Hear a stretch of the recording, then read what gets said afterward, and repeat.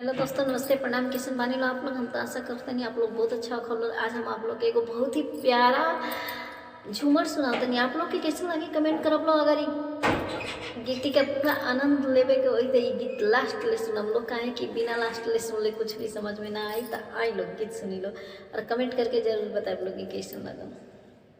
अपने ही पियावा के पनिया के पठवल हो, अरे पनिया के पठवल हो, दिहले घड़ी लवा के फोर परदेसी हो, अरे दिहले घड़ी लवा के फोर परदेसी हो।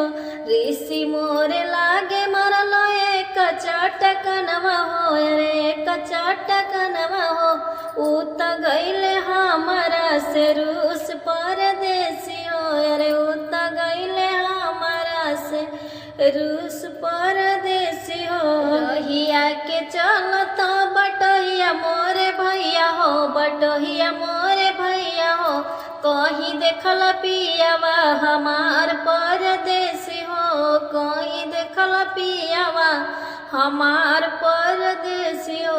देखनी में देखनी वही देवरिया बजरिया हो, देवरिया बजरिया हो, ऊ त गईले जुआवा में हार परदेसी हो, ऊ त गईले जुआवा में हार परदेसी हो। या तो ही हरला राम माई से बहिनिया हो, अरे माई से बहिनिया हो, किया हरला घरवा दुआर परदेसी हो, किया हरला घरवा दुआर परदेसी हो।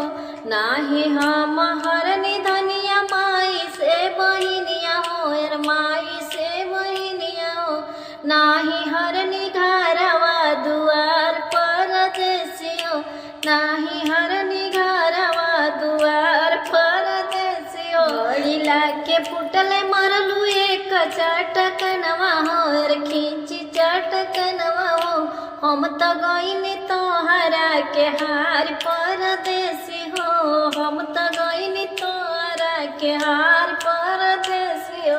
गोड़े तोहरे लागिले मुखी के सियरवा हो, अरे मुखी के सियरवा हो, पियावा के ले जा घिसिराई